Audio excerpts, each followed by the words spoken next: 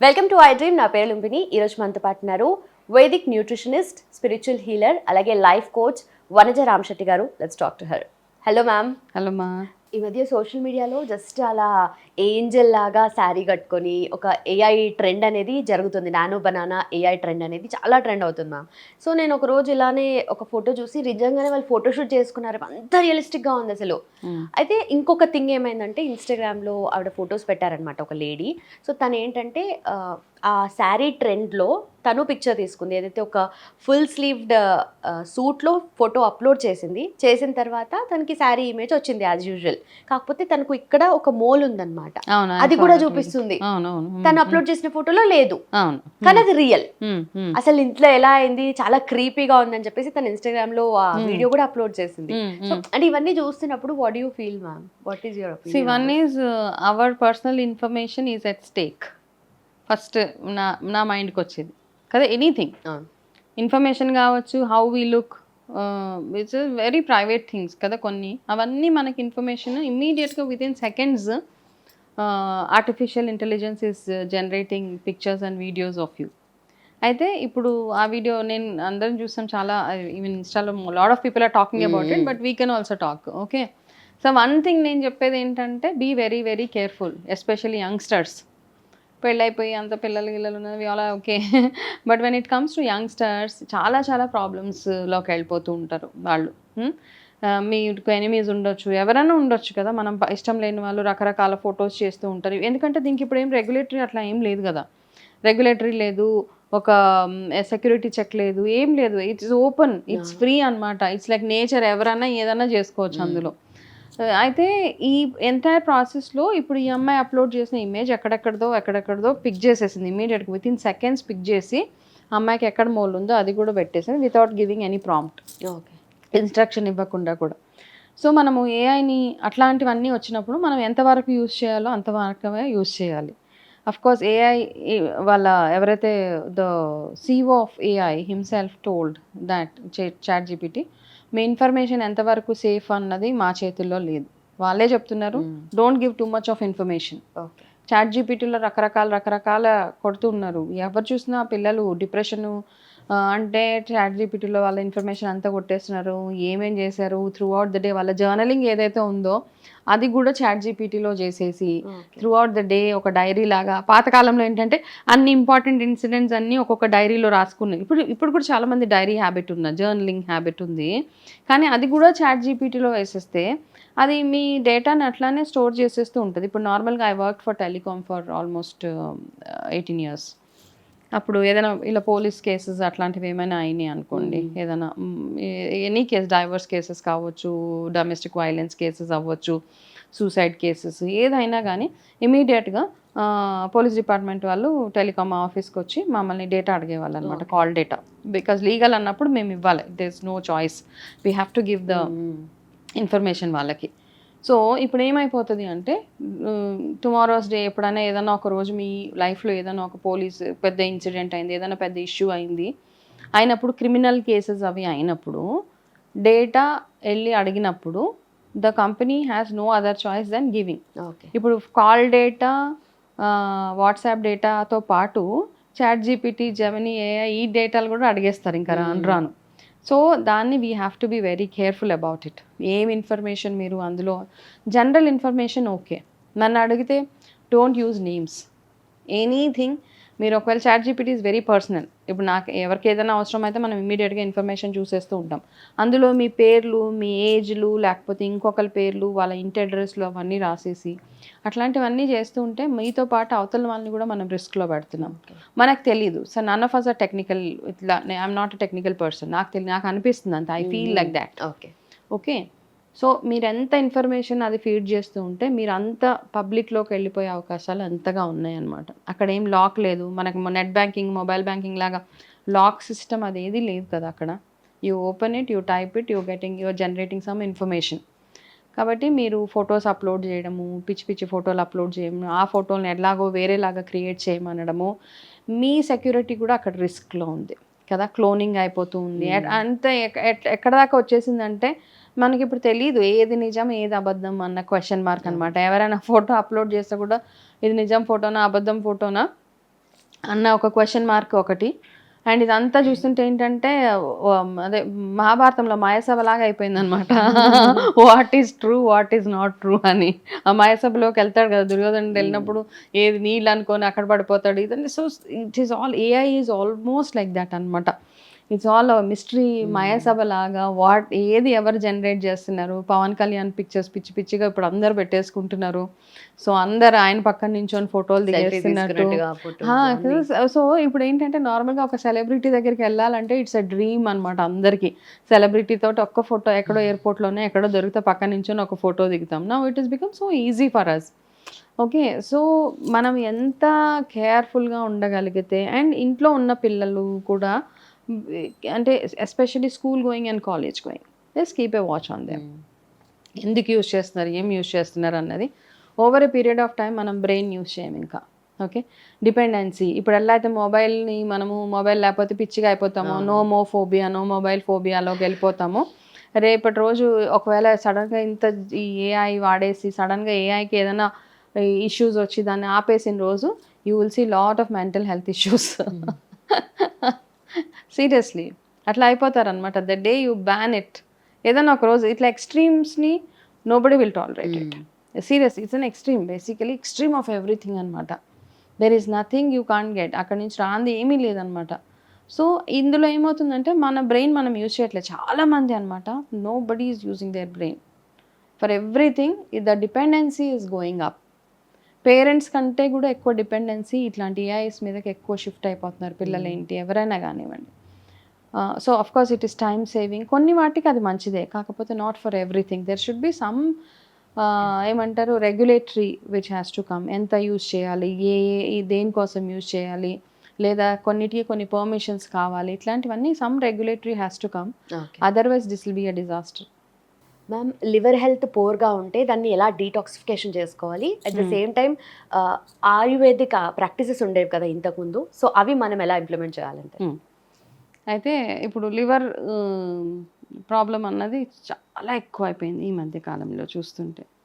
It's maybe alcoholic fatty liver, non alcoholic fatty liver, ఓవరాల్గా liver cirrhosis అని చాలా చాలా వచ్చేస్తున్నాయి ఇప్పుడు కదా. బికాస్ ఆఫ్ ఈవెన్ ఆల్కహాల్ తాగకపోయినా they have this problem, liver problems. So it is all depends on మనం తినే ఆహారాన్ని బేస్ చేసుకొని ఎంత ఫ్యాట్ తింటున్నాం, ఎంత యాక్టివ్గా ఉంటున్నాము, ఇవన్నిటి మీద what kind of oil we're using, ఈ అన్నిటి మీద బేస్ అయ్యి ఉంటుంది మన లివర్ హెల్త్. ఓకే, సో అందరికీ తెలిసిందే నార్మల్గా లివర్ పాడైపోతే ఇమీడియట్గా ఏం చేస్తారంటే వాళ్ళు ఏదో ఒక చిన్న ఈ మధ్య మెడికల్ షాప్కి వెళ్తే ఒక టానిక్ ఇచ్చేస్తారు లివర్ రిలేటెడ్, ఇది వేసుకుంటే మీకు లివర్ డీటాక్స్ అయిపోతుంది అనేసి. ఓకే, కానీ the more medicine we use problem చాలా ఎక్కువ అయిపోతూ ఉంటుంది. అంటే టెంపరీ రిలీఫ్కి ఓకే, మీకు ఏదైనా ఇబ్బంది అనిపిస్తూ ఉంటే కనుక టెంపరీ రిలీఫ్ ఓకే.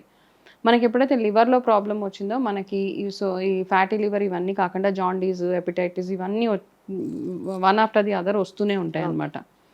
కాబట్టి మనిషి కూడా వీక్ అయిపోతూ ఉంటారు.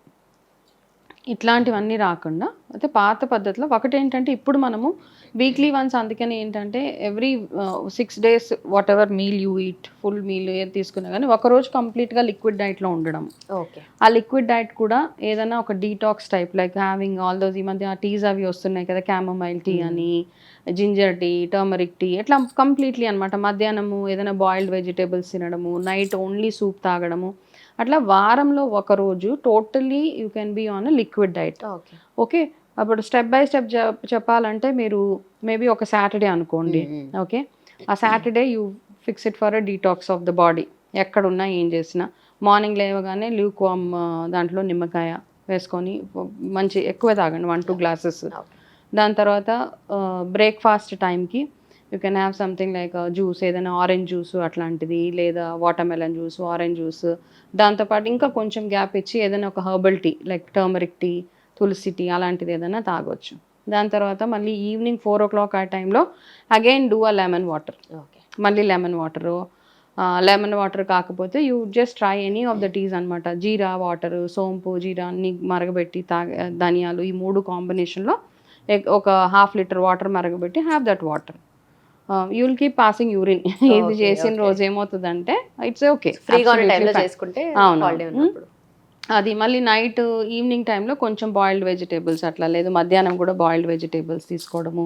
నైట్లో ఏదైనా ఒక soup like carrot soup, broccoli soup అట్లాంటివి తాగేసి నైట్ పడుకునేటప్పుడు కూడా త్రిఫల వాటర్ తాగి పడుకుంటే you will feel very light the next day అనమాట. ఓకే. ఓకే, ఒక స్టెప్ బై స్టెప్ ప్రొసీజర్ ఇట్లా చేసుకుంటే మీరు సండేకి మళ్ళీ ఫిట్ అవుతూ ఉంటారు. అట్లా వీక్లీ వన్స్ ట్రై చేయండి. ఇంకా హెల్తీగా ఉండాలి అనుకుంటే కనుక 2 డేస్ కూడా చేయొచ్చు. కాకపోతే మిగతా 5 రోజులు మీరు ఎట్లాంటి ఫుడ్ తింటున్నారు, ఎంత న్యూట్రిషియస్ ఫుడ్ తింటున్నారు అన్న దాని మీద డిపెండ్ అయి ఉంటుంది 2 డేస్ చేయడం. But I suggest only 1 day. ఇదన్నీ లేదు అంటే మంత్లో 3 డేస్ అట్లీస్ట్ డీటాక్స్కి పెట్టుకోవాలి, అంటే once in 10 days. Okay, this is suggested. This is number 1. ఇంకొకటి ఏంటంటే రెండోది, మీరు లివర్ ప్రాబ్లం ఉన్నప్పుడు మనకి ఫస్ట్ తొందరగా ఆకలేదు, తిన్నది అరగదు, ఇది అనమాట. సో మీ డైజెషన్ ఎట్లా ఉంది, ఏదైనా ఒక ఫుడ్ తిన్నాక ఎన్ని అవర్స్ పడుతుంది డైజెస్ట్ అవ్వడానికి అనేది బీ కాన్షియస్ అనమాట. మైండ్ఫుల్నెస్ అంటాము, being conscious about what you are eating. ఒకవేళ మీరు తిన్నది మీకు డైజెషన్ సరిగ్గా అవ్వట్లేదు అంటే మీ ఫుడ్లో మంచి మంచి మార్పులు, అంటే సాఫ్ట్ ఫుడ్ కొంచెం బ్లాండ్గా చేసుకోవడము, ఈజీగా డైజెస్ట్ అయ్యే ఫుడ్ తీసుకోవడం, ఇట్లాంటివి మనము ట్రై చేసుకోవాలి.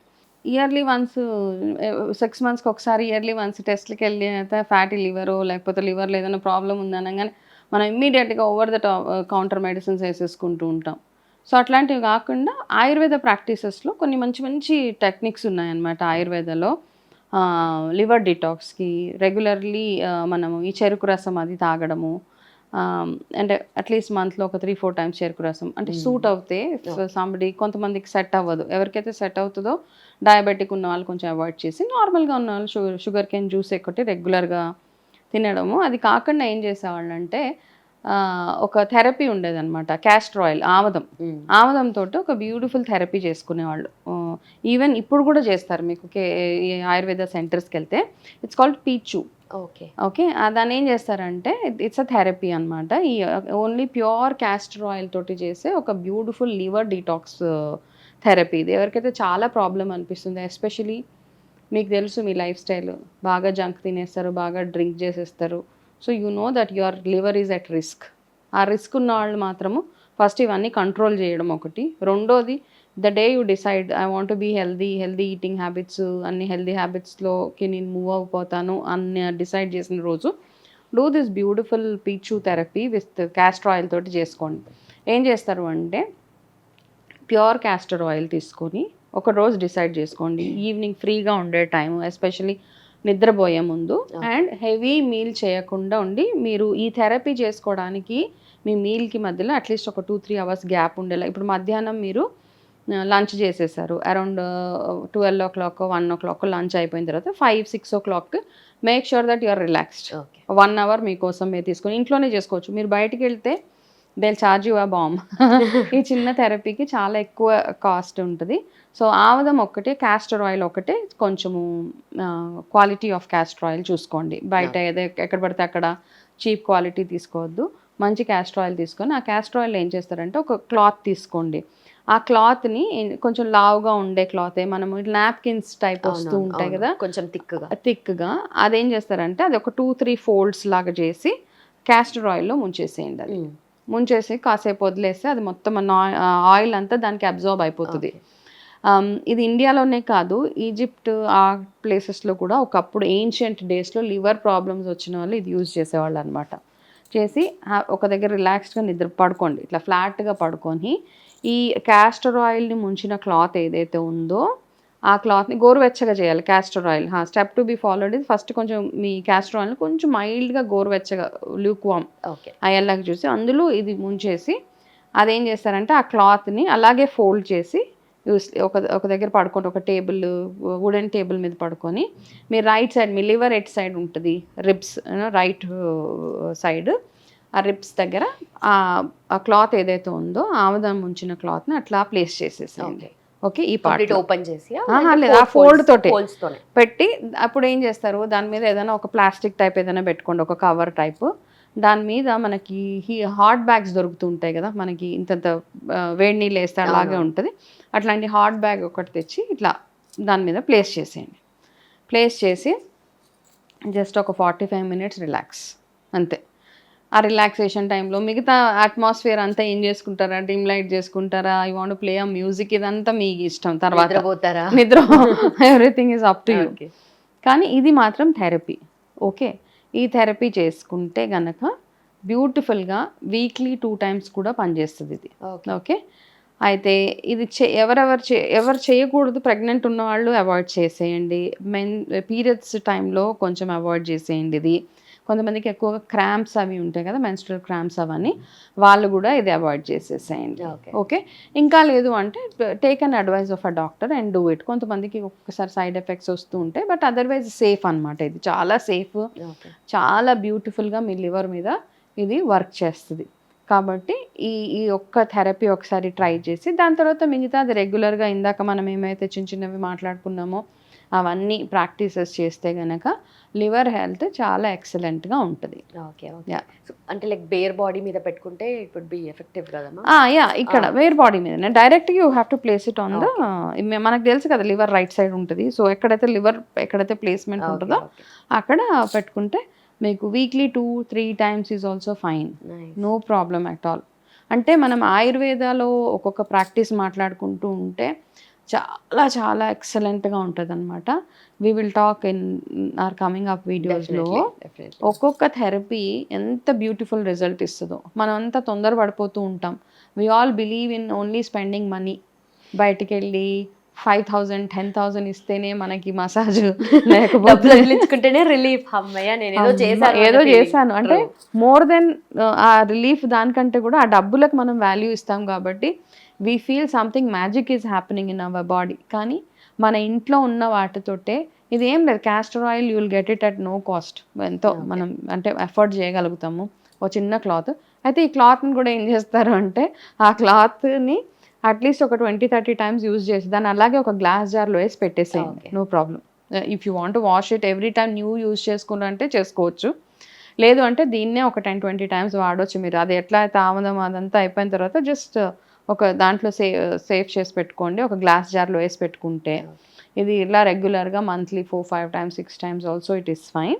ఎవరైతే చేయకూడదో నేను చెప్పాను కదా, వాళ్ళు అవాయిడ్ చేస్తే సరిపోతుంది. This is a very beautiful therapy, do it. So liver problem ఉంటే ఇంకొకటి ఏంటంటే ఒకటి మనకు హెయిర్ లాస్ అయిపోతూ ఉంటుంది, స్కిన్ ప్రాబ్లమ్స్ వచ్చేస్తూ ఉంటాయి, మీకు యాక్ని, పింపుల్స్, ఇవన్నీ it's due to your liver. Okay.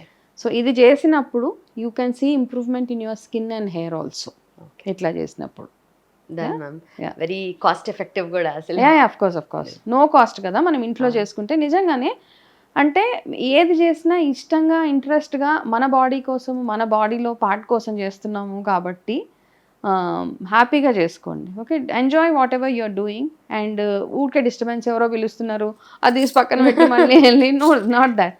1 hour మీకోసం మీరు తీసుకుంటే it is very effective. Don't do it after heavy meal.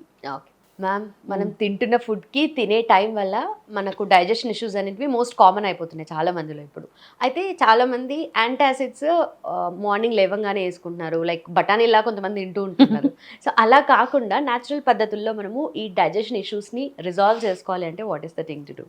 Okay, first thing ఏంటంటే ఒకటి డైజెషన్, రెండోది acidity. Okay, antacid is majorly for acidity కదా వాడతాం. అయితే ఏమవుతుందంటే కొంచెం కడుపులో మంట రాగానే మనకి టాలరెన్స్ లెవెల్ తగ్గిపోయింది. కడుపులో మంట వస్తుంది అని ఇమీడియట్గా ఒకటేదో ప్యానో, ఇంకొకటేదో యాంటాసిడ్ సిరప్ ఒకటి బెడ్ సైడ్ ఉంటుంది. ప్యాన్ టాప్, ఒక పింక్ కలర్ సిరప్, ఒక red colour, green colour, multi colours ఉన్నాయి అందులో. అవన్నీ మన దగ్గర ఉంటాయి. చాలా మంది కొంచెం ఒక ఏజ్ దాటిన వాళ్ళు అయితే అది ఒక ఏదో విటమిన్ సిరప్ లాగా తాగేస్తూ ఉంటారు అనమాట. అన్నం తినగానే, లంచ్ అవ్వగానే కొంచెము, మళ్ళీ మెజర్మెంట్ కూడా ఉండదు, బాటిల్ అట్లా ఎత్తే వేసేసుకుంటూ ఉంటారు. ప్లస్ డిన్నర్ అయిపోగానే కూడా మళ్ళీ కొంచెం యాంటాసిడ్ వేసేసుకుంటూ ఉంటారు. సో దీనివల్ల ఏమవుతుందంటే మీ ఇష్యూ సాల్వ్ అవ్వదు. ఫస్ట్ ఆఫ్ ఆల్ ఏంటంటే ఇంకా మీకు హెల్త్ ప్రాబ్లమ్స్ ఇంకా ఎక్కువ అవుతాయి. ఎందుకు ఎక్కువ అవుతాయి అంటే మామూలుగా మన స్టమక్ యాసిడ్ ఏదైతే ఉందో, what we feel at acidity, అదేం చేస్తుందంటే మన స్టమక్లోని ఫుడ్ని బ్రేక్ చేయడానికి హెల్ప్ చేస్తుంది అనమాట. మనం తిన్న ఆహారాన్ని యాసిడ్ ఏదైతే ఉందో ఆ యాసిడ్ బ్రేక్ చేసి అది మన విటమిన్స్ అవన్నిటిని అబ్జార్బ్ అయ్యేలాగా చేస్తుంది.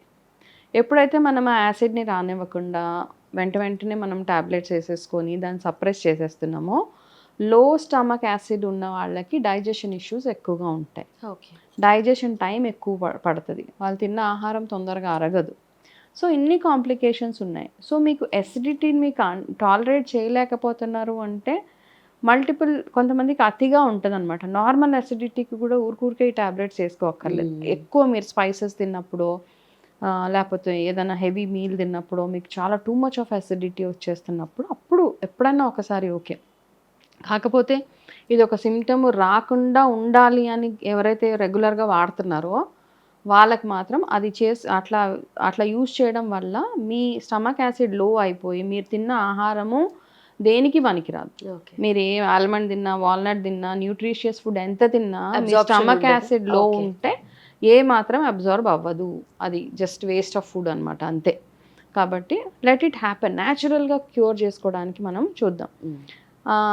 సో ఒకవేళ ఎవరికైనా ఇట్లా అసిడిటీ ఎక్కువగా ఉంటుంటే మీరు ఫస్ట్ చేయాల్సింది ఏంటంటే రెగ్యులర్గా గోరువెచ్చని నీళ్ళు, ల్యూక్వామ్ వాటర్ని సిప్ చేస్తూ ఉండండి త్రూ అవుట్ ద డే.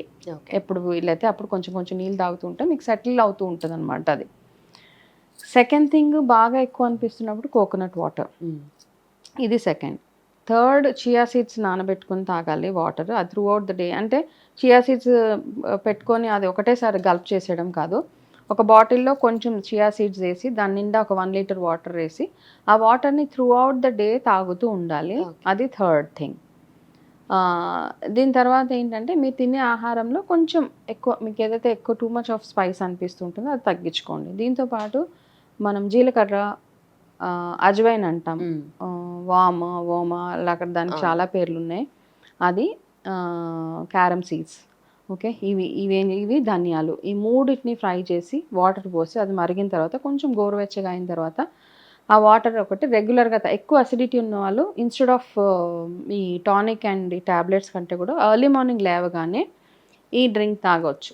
చాలా బ్యూటిఫుల్గా ఒక 21 days 30 days చేస్తే మీకు అసిడిటీ అన్నది మెల్లిమెల్లిగా కంట్రోల్ అవుతూ ఉంటుంది అనమాట. దీంతోపాటు మీరు ఎక్కువగా కోకోనట్ వాటరు, మిగతా ఏమైనా జ్యూసెస్ ఉంటే వాటర్ మెలన్ ఎక్కువగా తినడము, పంకిన్ సీడ్స్ అవి ఎక్కువగా తినడం, ఇట్లా మీ ఫుడ్లో మార్పులు చేసుకుంటూ ఉంటే కనుక మీకు అసిడిటీ లెవెల్స్ అన్నవి కంట్రోల్, అంటే మీరు మేనేజ్ చేసుకునే అంత ఉంటాయి. దాన్ని కంప్లీట్గా సప్రెస్ చేయడానికి మాత్రము ట్రై చేయొద్దు.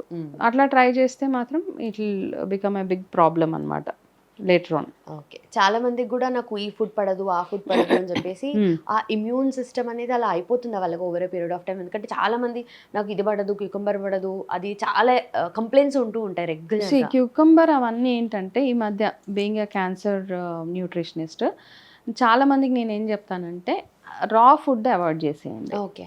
రా ఫుడ్ అక్కర్లేదు ఇప్పుడు ఎవరికి. అంటే ఒకప్పుడు ఓకే పచ్చి కూరగాయలు అంత పచ్చి, ఇప్పుడు ఆ రా కూడా సరిగా రావట్లేదు మనకి.